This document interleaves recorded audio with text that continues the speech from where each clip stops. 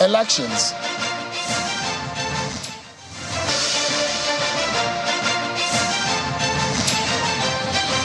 And Governor Babangida Zulum of Borno State has raised an alarm over the resurgence of terrorist attacks on farmers.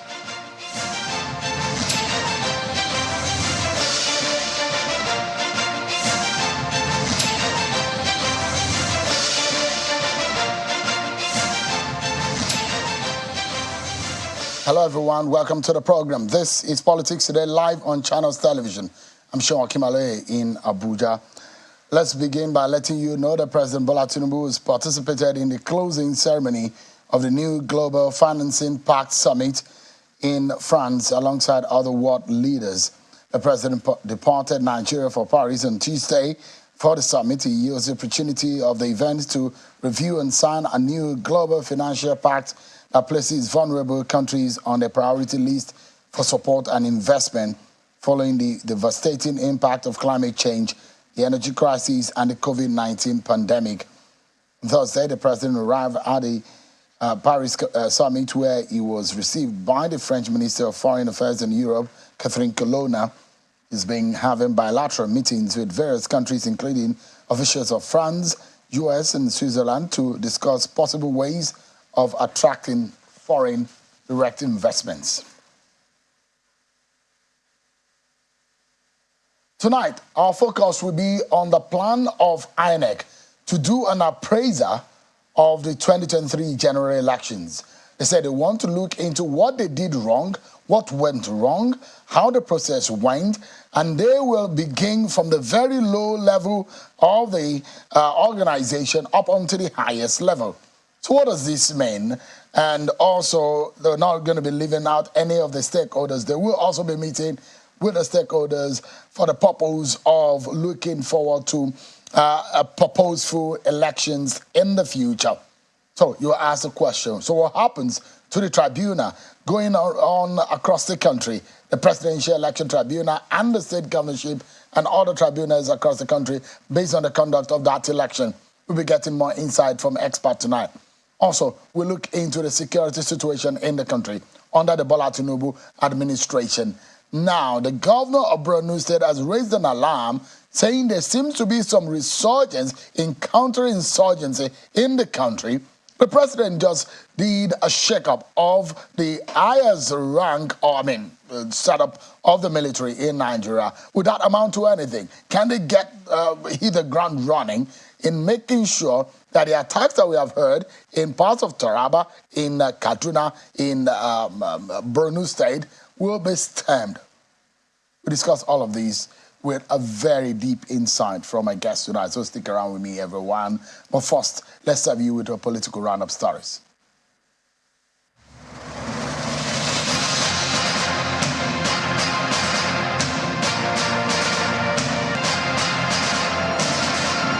Presidential Election Petition Court has admitted certified copies of academic and work records of President Bola Tinubu tendered by the People's Democratic Party and his candidate Atiku Abubakar.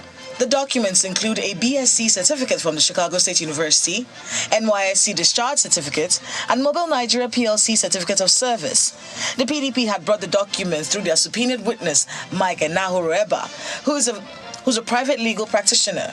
He notes that the documents were purportedly obtained by Tinubu, but bore the name Bola Adekunle Tinubu. Led in evidence by the lead counsel to PDP, Mr. Chris Uche, the witness also tendered forms EC13 and EC9 nomination forms, and the letters written to the Independent National Electoral Commission (INEC) as attachments.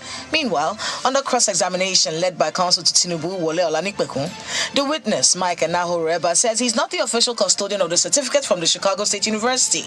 He states that it was issued to him. He adds that he did not find out if Tinubu renounced his Guinean citizenship. Wole Olanipekun goes further to tender a document to the court, a letter from the school stating that Tinubu graduated from the school with honors. However, counsel to the PDP, Chris Uche, objects to the admissibility of the letter, but the court admits it as evidence. The three-man governorship election petition tribunal sitting in Abeokuta, the Ogun State capital, has fixed the 4th of July for tendering of documents and 5th of July for the commencement of trial in a petition brought before it by the governorship candidate of the People's Democratic Party, Oladipupo Adebutu, challenging challenging the declaration of Dakwa Abiodun as the winner of the March 18 election in the state. The tribunal had earlier struck out an application by the petitioner seeking to expunge certain paragraphs from the second respondent's reply, saying that the application lacks merit. It also held that the response of the second respondent, Dakwa Abiodun, to the petition of Ladi Adebutu complied substantially with the Electoral Act. Counsel to the petitioner, Adi Adebutu, and the second defendant, Dakwa Abiodun, have however expressed their readiness for the trial based on merit after the pre-trial issues have been trashed out.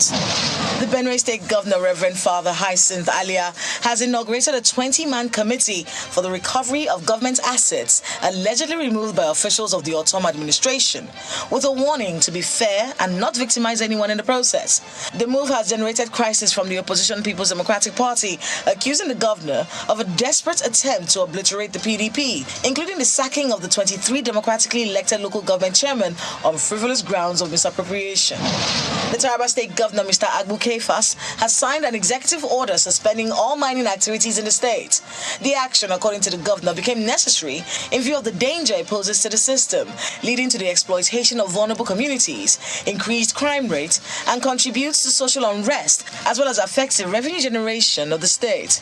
He has now directed law enforcement agencies to go after anyone found violating the order. In the best interest of our state and its future generations, I am signing this executive order for the immediate suspension of all mining activities. The governor also says his administration will confront the scourge of insecurity in the state through dialogue and effective collaboration with traditional rulers at the grassroots to find lasting solutions to the age-long crisis. This is sequel to the rising cases of banditry, kidnapping, illegal mining activities, communal clashes, farmer and herder attacks in the state. As well as farmer and herder attacks in the state. The governor was speaking when he held his first meeting with the traditional rulers across the state at the government house in Jalingo.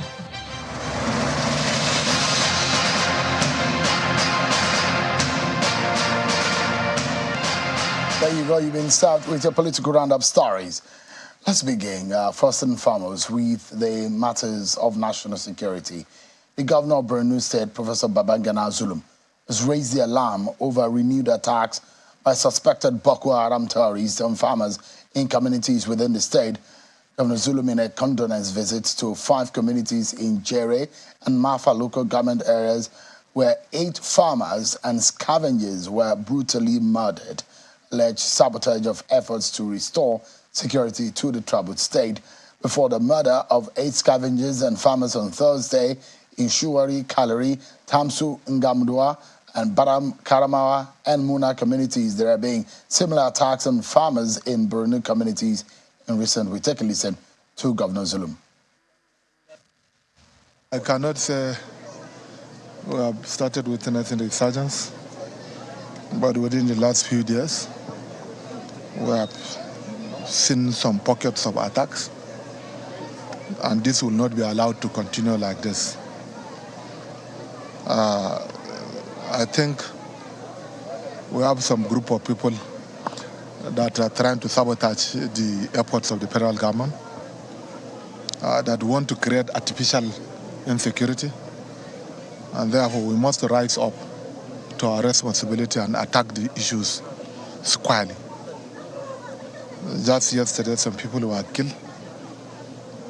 People cannot have access to their agricultural lands easily. We had access in 2020, 2021, 2022. I see no reason why we can't have access now. But I have seen the army personnel. We shall have a meeting. We shall ensure establishment of a strong mechanism. Well, a top military source within the army confirmed to China's television that a murder of about 16 farmers in Molai and Kayamala communities was because they went 11 kilometers away from the stipulated areas earmarked for farming activities, which they have been warned against. Bola Tinubu government came into force on the 29th of May. Since then, they inherited a lot of problems, including security, financial problems, unity, issues of unity or how to unite this nation. Several other issues are there. that are threatening the existence of our nation. But then how does the Tinubu administration that a few days ago announced a shakeup within the military hierarchy and leadership?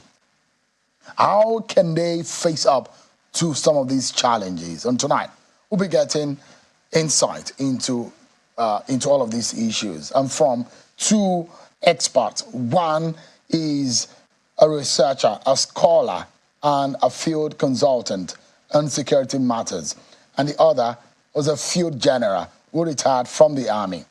I'm being joined tonight by General Anthony Atolagbe, who is a former field commander of the Joint Task Force of the Nigerian military and also a former commander of Operation Safe Haven. He's also been involved in commanding troops with ECOMOG and all what have you. He's joined us from Obajana virtually in Kogi State. Thank you so much, General, for joining us tonight.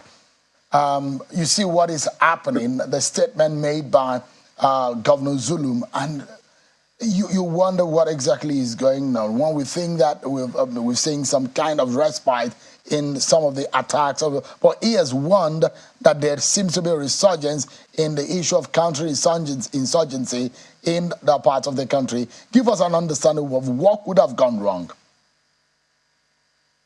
Good evening, listeners. It is actually true that the insurgents have been degraded. And what happens in that situation is that they begin to disintegrate. They get disorganized, their activities are disrupted, and in so doing, they break into splinters so that it becomes an issue of survival. They start making efforts to see that they don't go down alone. They also exploit the idea that perhaps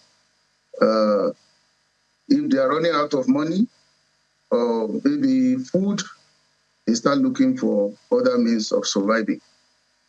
And these are the kind of situation that enhances these sort of activities from the insurgents.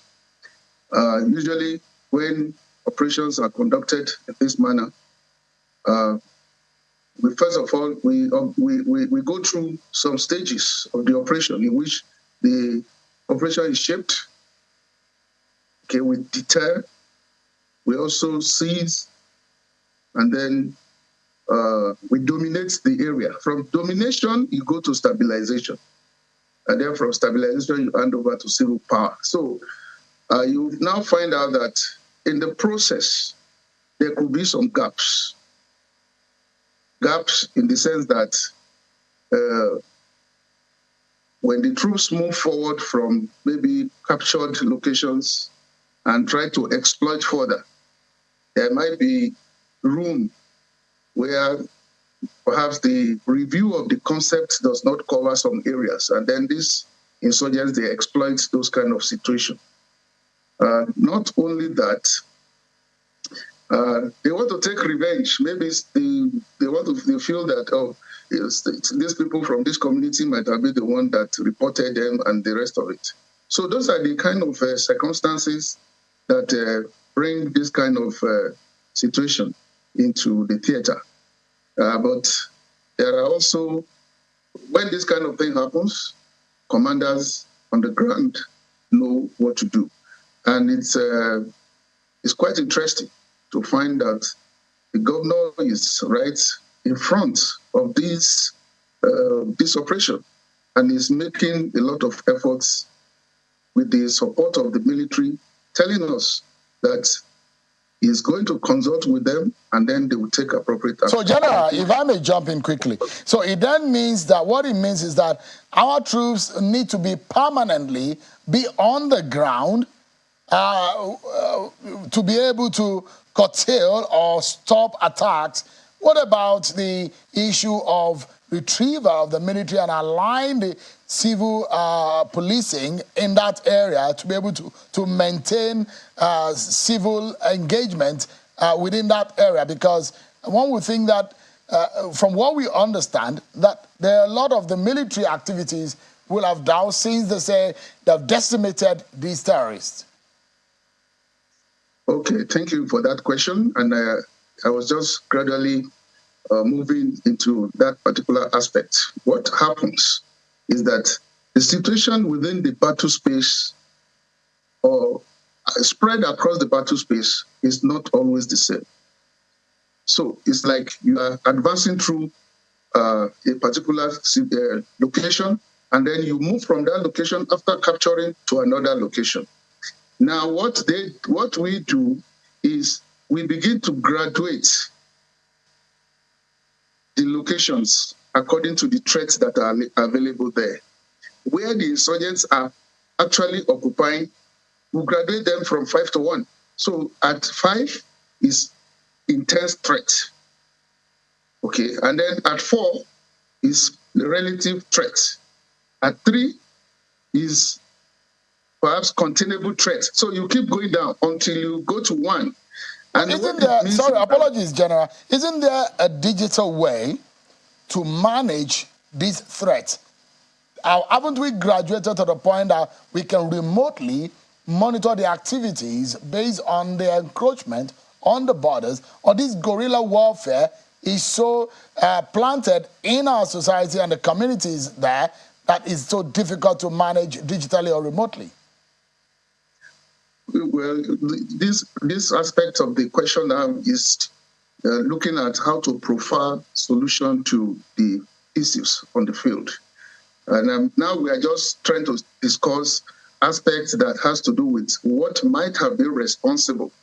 Okay, and then are there various elements that are supposed to be on the ground? If you say there is intense threat, it should be purely military. And then where there is a lower threat, below intense threat, you are talking about military and maybe counter-terror policemen. Okay, and then coming down, you now start talking about some elements of the military at maybe level 3, and then start talking about some elements of the military and mobile police, and maybe a few counter-terror police. And then when you go to 1, you're talking about just the regular policemen. So, but at no time should the space be open for people to just freely walk in. There are other things that can be done to also ward off these people. And perhaps when we come to profiling solutions, then we'll be discussing those areas. Okay, just for a moment, General. Let me bring in Mr. Kabiru Adamu, who is Executive Director of Beacon Consulting, a security setup that's come up with a report on the state of security in the land. Mr. Adamu, if you look at what is going on and the statement of the governor of Borno State about the resurgence in this issue, and he has raised a question on counter-insurgency operations around that region. What, in your mind, could have been responsible? Thank you, Sheung. In simple terms, it's the inability of the Nigerian state, especially the security forces, to win the hearts and minds of the people. Terrorism, in simple terms, is a battle of hearts and minds. The enemy takes advantage of vulnerabilities, sometimes using socioeconomic issues, sometimes ideological, sometimes political, and then attempts to either recruit or sometimes force the people to participate in its activities.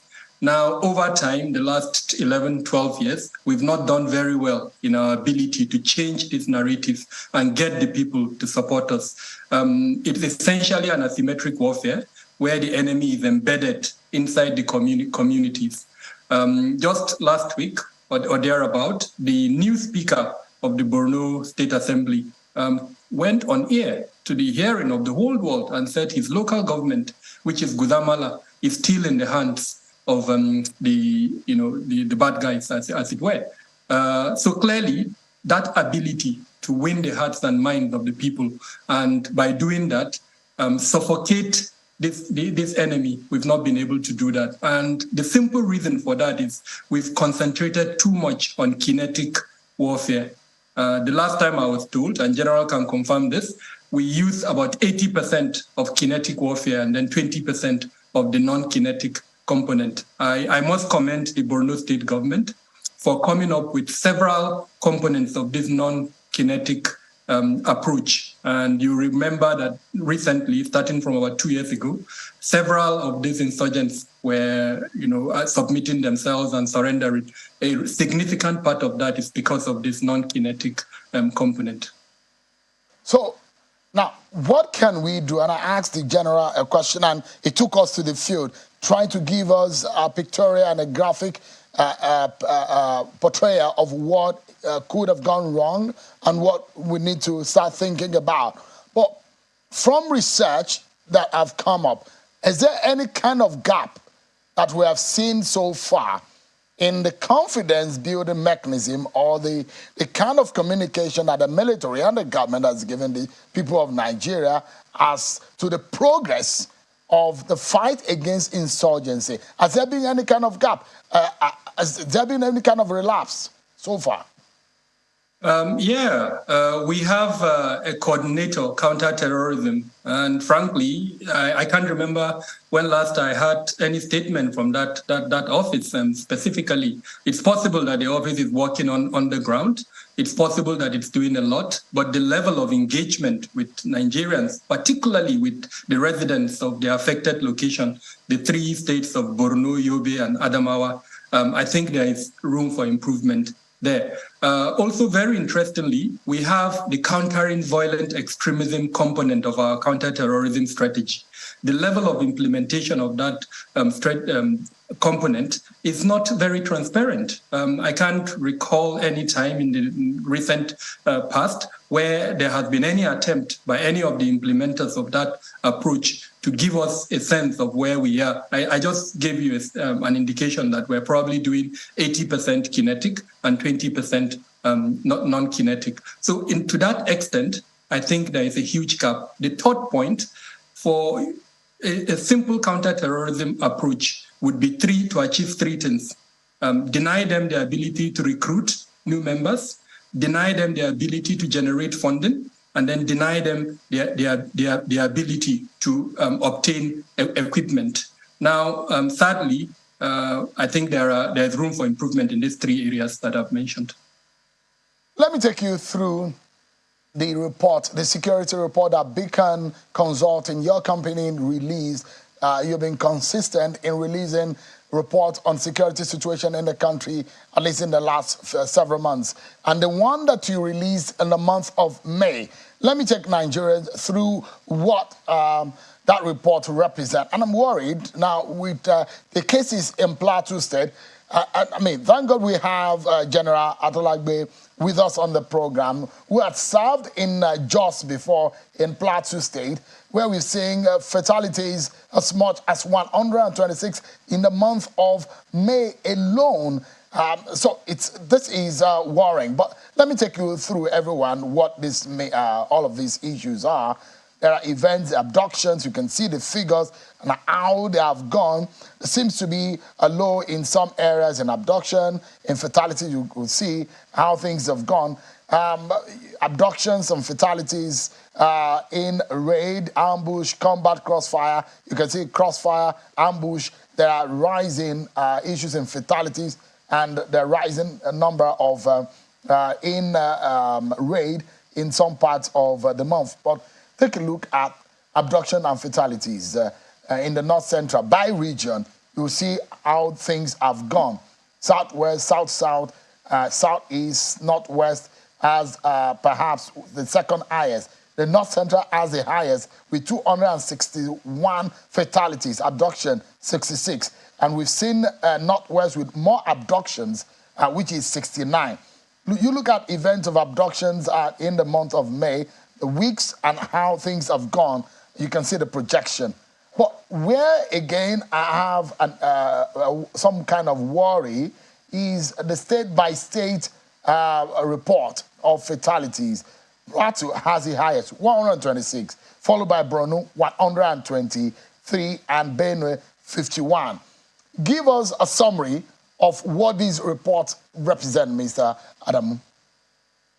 In simple terms, it is the use of data. Modern intelligence, as it were, is really all about data. And we realized that there was a huge gap in your program. Previously used the term that it appears our security, departments have this morbid fear for data, and so we saw that gap, and then we attempted to close that gap. Within 2 minutes, you can have a visualization that would give you the 774 local governments of Nigeria. And from that visualization, you would know which local government within a period had more of a particular security incident. Using abduction as an example, you'll be able to see from that clearly which local government was affected by abduction, which one was abducted by the several other violent crimes that we're monitoring. And if I was the commander, as an example, the National Security Advisor or the Chief of Defense Staff or the Inspector General of Police, I would know which resources to deploy on the basis of this visualization that I've been able to gather. So that's, in summary, what we've attempted to do for the past 24 months. We've been publishing this reports, sharing it with the security agencies, trying to get them to understand the relevance of the collection, collation, analysis, and the dissemination of reports using data. And then more importantly, to allow this as a decision-making tool for managers at that level. We are short of resources. I think nobody is in doubt about that.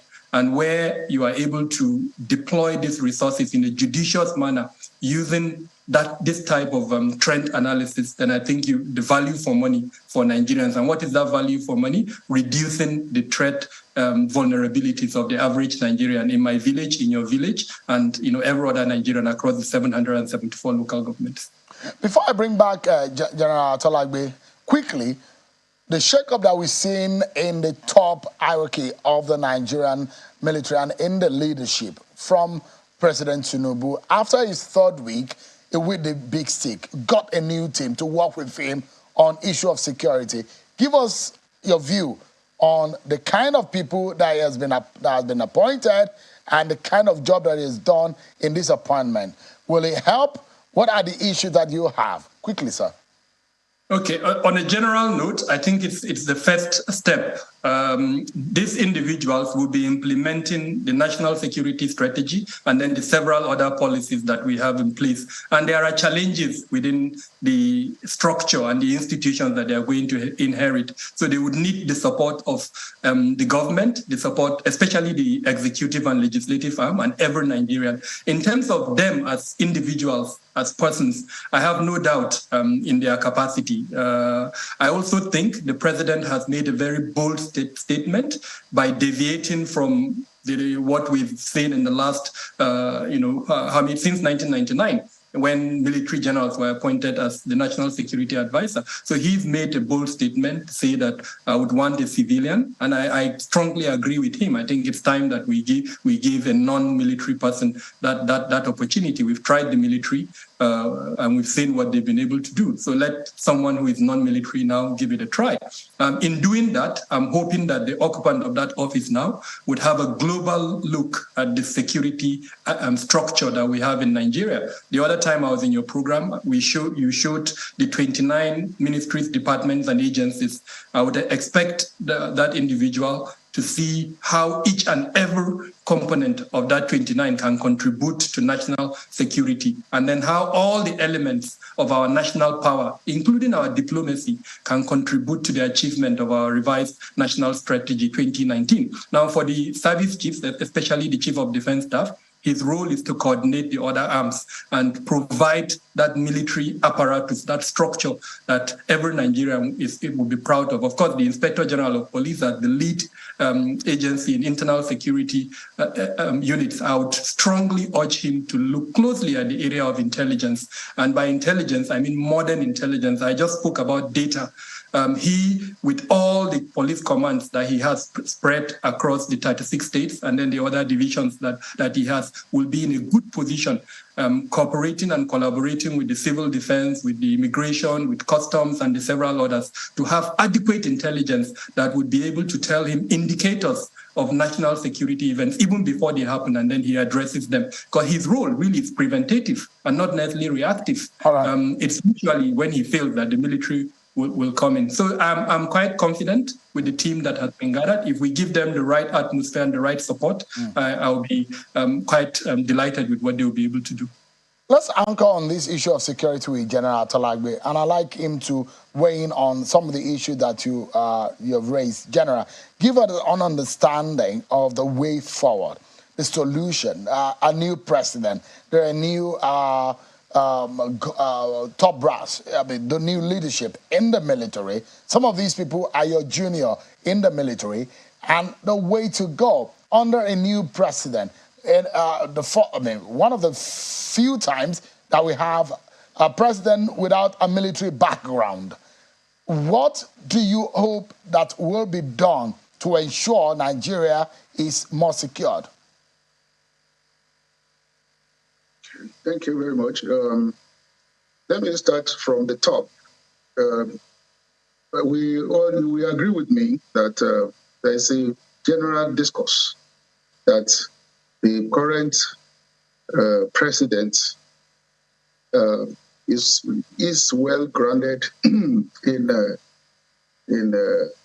leadership and in governance, drawing from the fact that he is coming from so many areas, not just the military. So if we look at that aspect, we see a situation where somebody is actually prepared or has all what it takes to hold the reins, of leadership. Now, coming to these officers that have been appointed, I think it's just time that we are gradually having the right set of people in leadership, in the sense that these are officers that we taught in Staff College on the aspect of maneuverist approach to warfare. And Lakwaja happened to be a TS under me when I was chief instructor. So I know these guys very well, and I know their capabilities, their intelligent set of people. And I also know that with the experiences they have had on the field, it also adds to their competencies, because they have been there and they will be able to tell exactly how it was, and how, in fact, they can even project and advise those that are on the field that, look, that location, if you go there, you need to consult with the leadership of the village, and then they will give you the necessary humans, that is human intelligence that you require, or the necessary support that you require to make sure that you succeed in that area. These are the kind of advantages that these appointments will offer. I also wish that they also have some international experiences also, because most of their jobs are not confined to internal operations. We induct troops outside the country. We give support to other countries in West Africa and other parts of the world. So, I mean, I'm confident that these guys are the right choices and they will deliver. General Atalagbe, a former commander of Operation Safe Haven and former field commander of the JTF and commander of the SCF and commander of the UNAMI. Thank you so much, General, for your time, as well as Dr. Kabiru Adamu, the Executive Director of Beacon Consulting, a security consultant. Thank you so much, gentlemen, for your time tonight. Thank you for having us. We'll take a break, and when we come back, what is INEC up to? And why would they be doing an appraiser at this period? These are some of the questions some people may be asking. Is the appraiser really important at a time that everyone is in court challenging the outcome of the election at different levels? We'll be back with an expert's opinion on the issues to be expected. Join us again, everyone.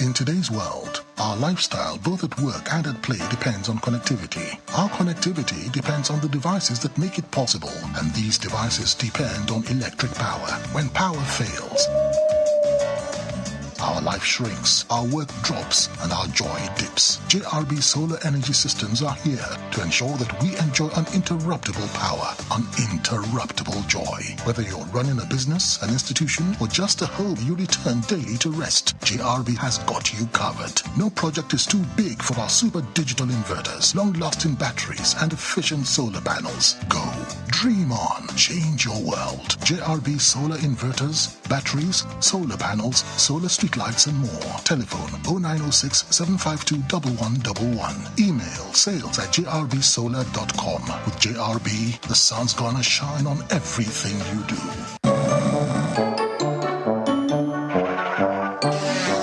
Oga, that madam be outside, she don't come.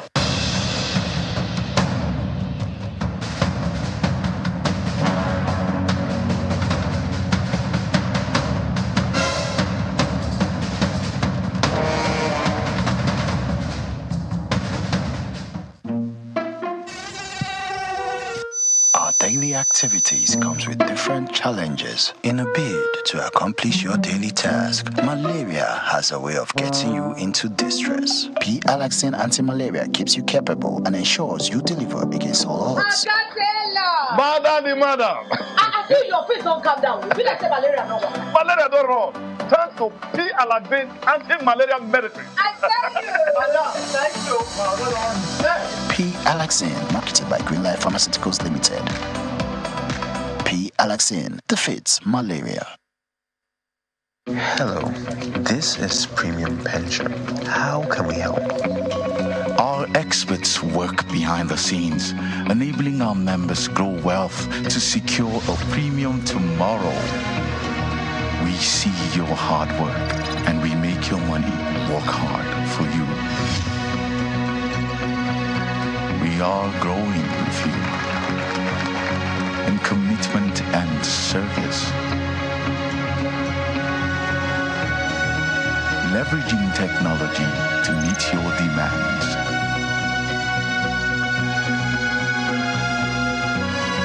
Secure your future and pave way for the next generation.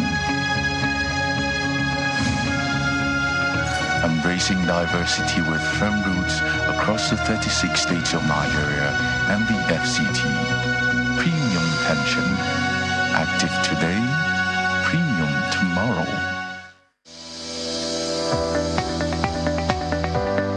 The Duchess International Hospital opened its doors in October 2021. The mission of the hospital is to reverse medical tourism. We take particular care here at the Duchess to bring together a combination of the brightest and the best locally, as well as Nigerians in the diaspora who are interested in returning to do very good work for the benefit of our patients here in this country. The good thing is that we have all international expertise here, all international facilities here, international people working here. Everything is coming together in a space which was considered not great in terms of the availability of healthcare. Access Bank, of course, has been able to provide us with a robust range of products and services that has enabled us to deliver that standard and quality of healthcare that is integral to our mission as an organization.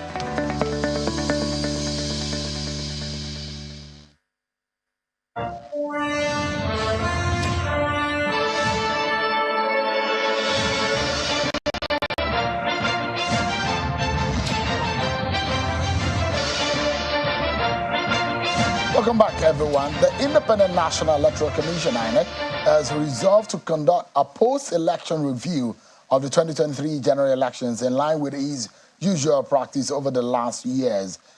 This was contained in a statement that was signed by the INEC National Commissioner on Information and Voter Education, Mr. Festus Okoye, one of those that permanently kept mute since the conduct of the election. He released that statement yesterday and says that this is their usual way of doing an appraisal of the election. And tonight we'll be dissecting what these appraisal really is, and for some of those who have monitored the process, it would have been interesting to hear from INEC directly to exactly know the timing and the process of this appraisal. But tonight, I'm being joined by the Executive Director of,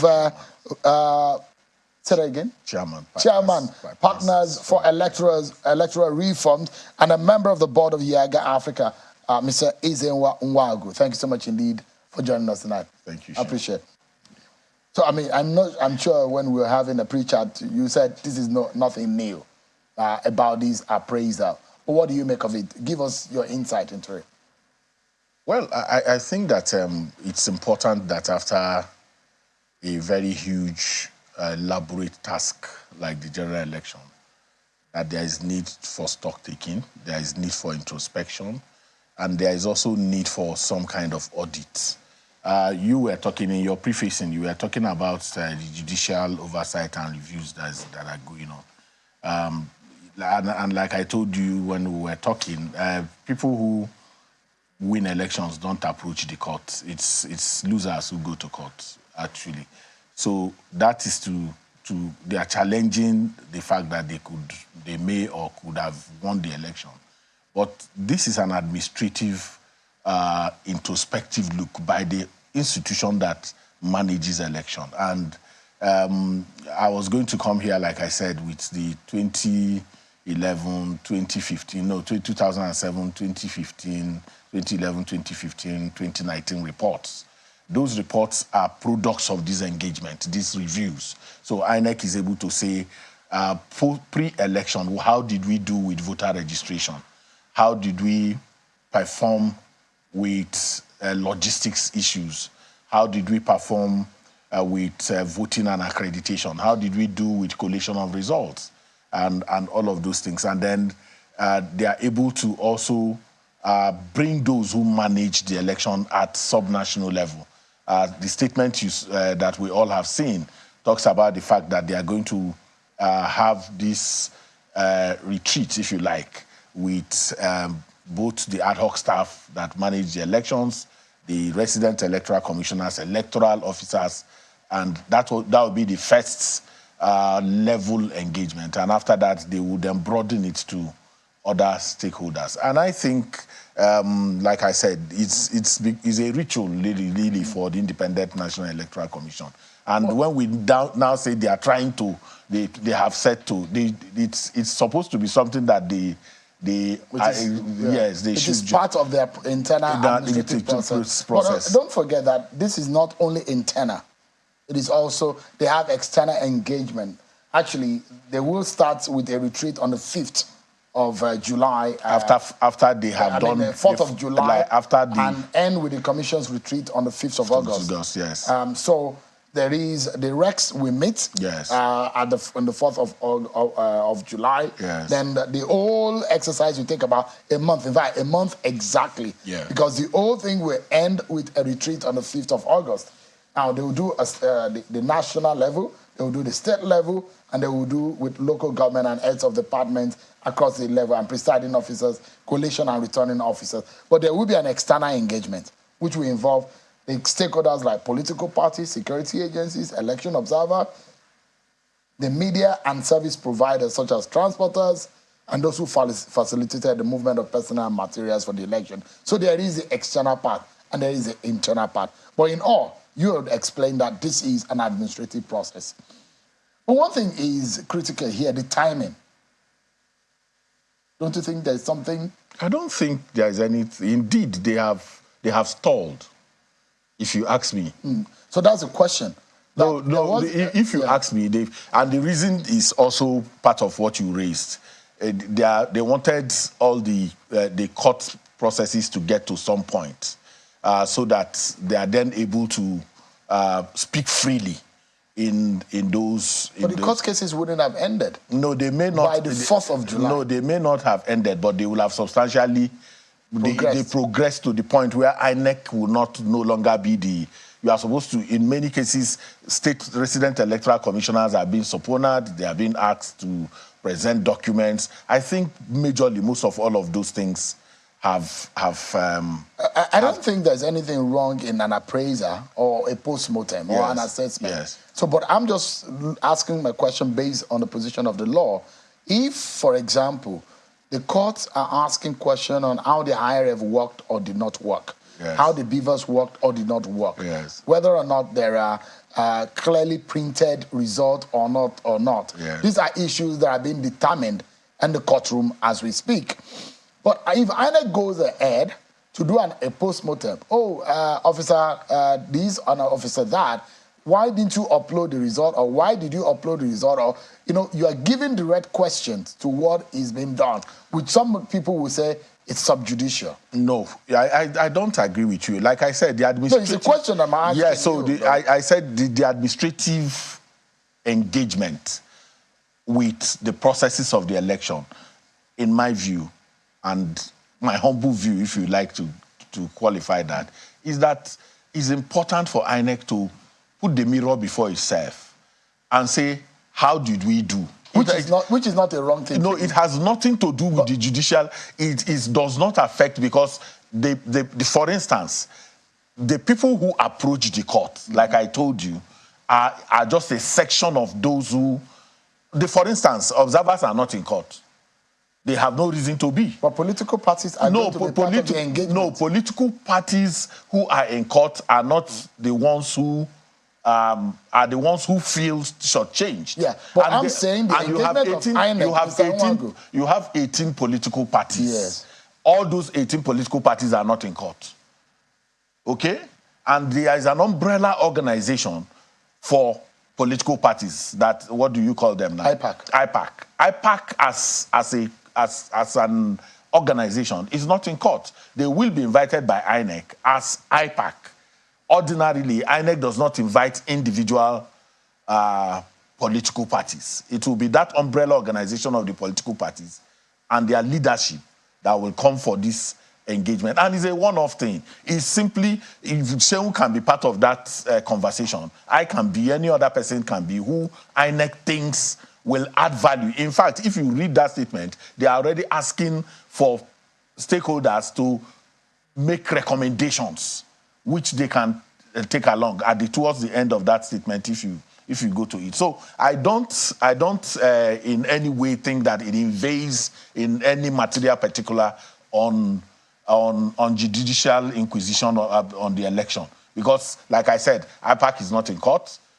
It is some political parties who, and I told you, winners don't go to court. It is people who lost election that are challenging the result. It does not affect anything in terms of what INEC can introspect on and fish out things that can help them improve, future elections. Those reports that I talk about is the same process. It has gone on, and it goes on almost at the same time that this is coming. It doesn't come after the court, all the court cases. Do you think that it will have any impact on the cases that are going on presently? I have answered you, Shehu. I don't think it will have any impact, because the people who are in court will have had their materials, the issues for which they are going to. If INEC is required to go to court, INEC will go to court and present. INEC is not in court. INEC is dragged to court. I don't know if you understand. It is INEC that is being dragged to court to come. INEC is not defending anything. It is you who said they didn't do well that has the burden to prove that they did not do well. They have said, we have organized this election to the best of our ability, according to the law, according to the guidelines, according to the manuals. The court is interrogating that.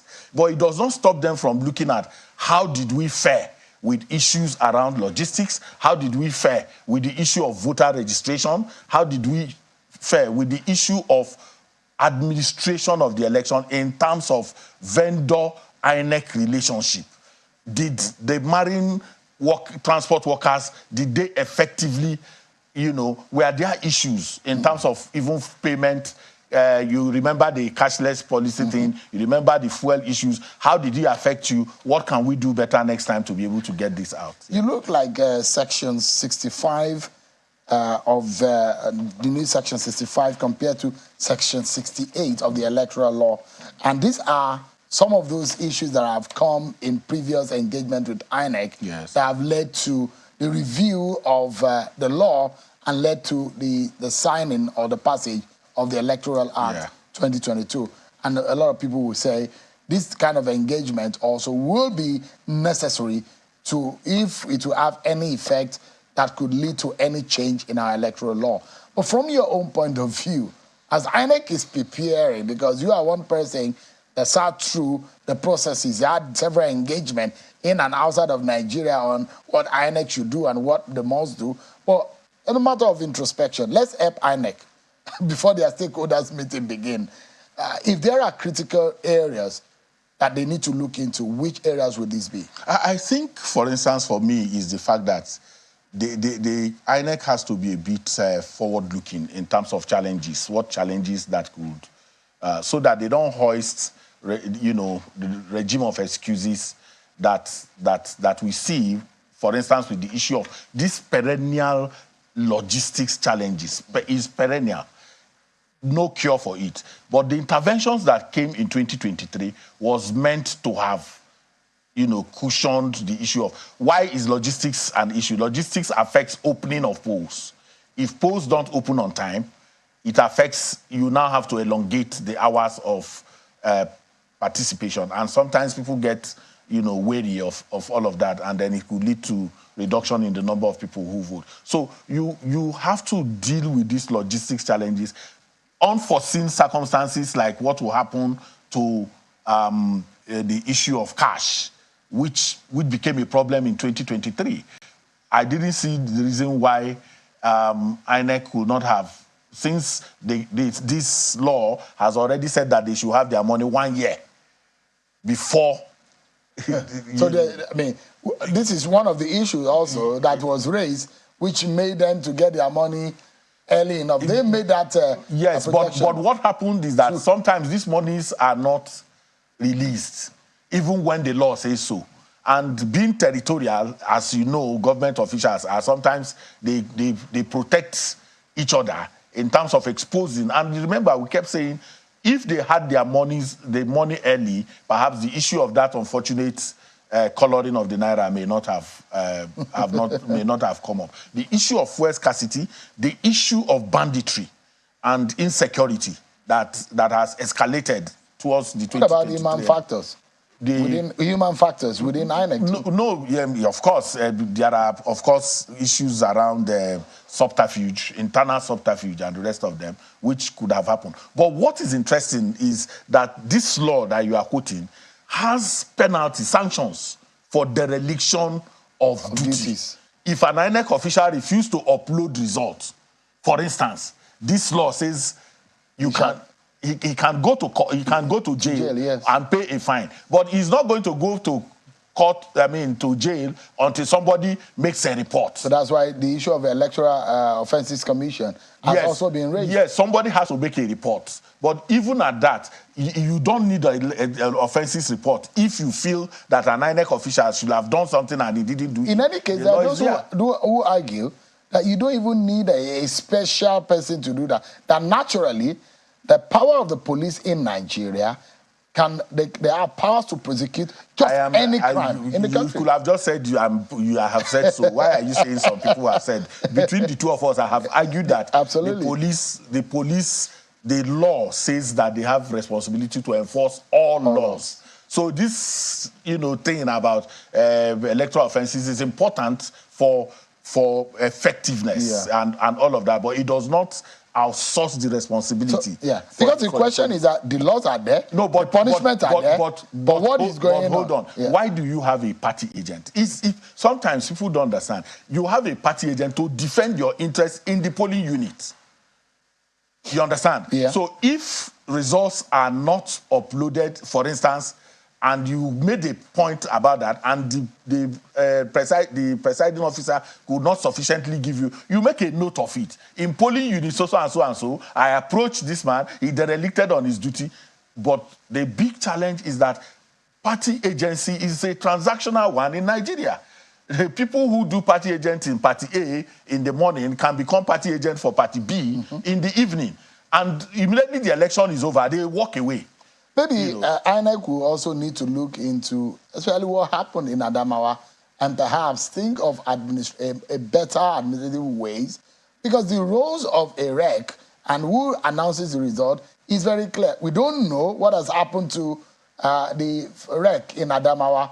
We understand that it was being invited by the police. The chief returning officer for the country.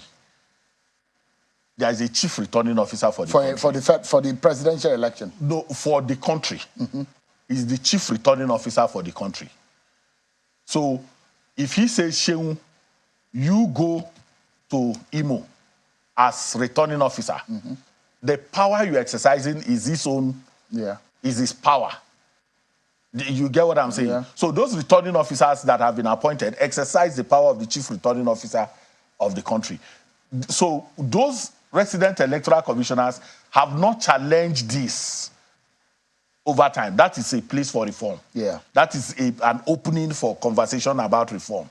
Whether the chief, because what happened was that under Professor Jega, Professor Jega was the one announcing the federal, but there were issues of integrity within INEC at that time, which led to the outsourcing of that power to academics.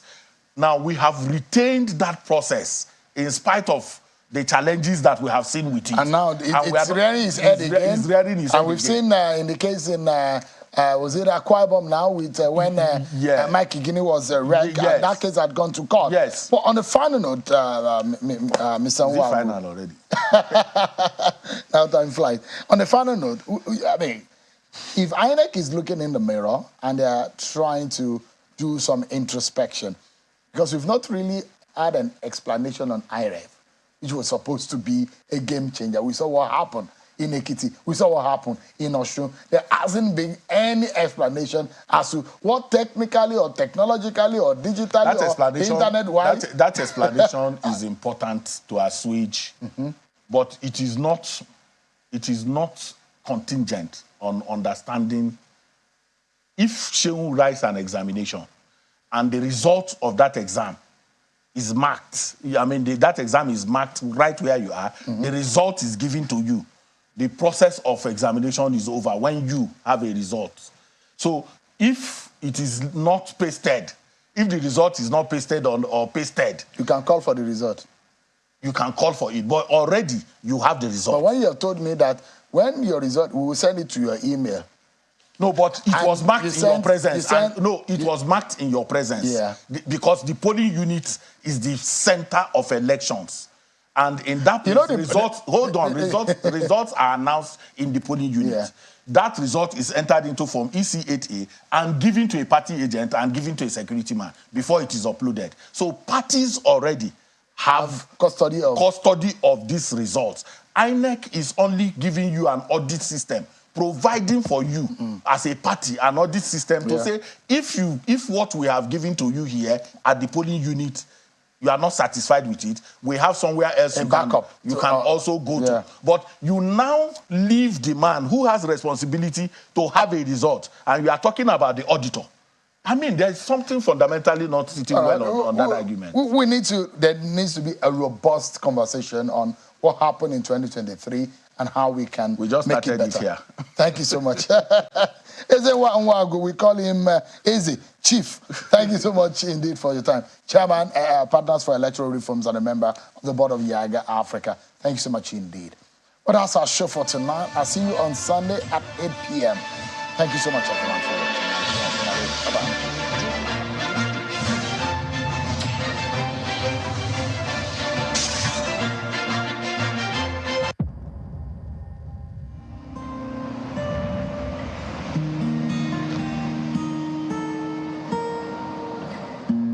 Ever wonder why my friends always choose my house? You're about to discover my biggest secret. Everyone loves the GBC air freshener. You're welcome. Get yourself the GBC air freshener today. Everybody loves that. And now she's discovered my biggest secret.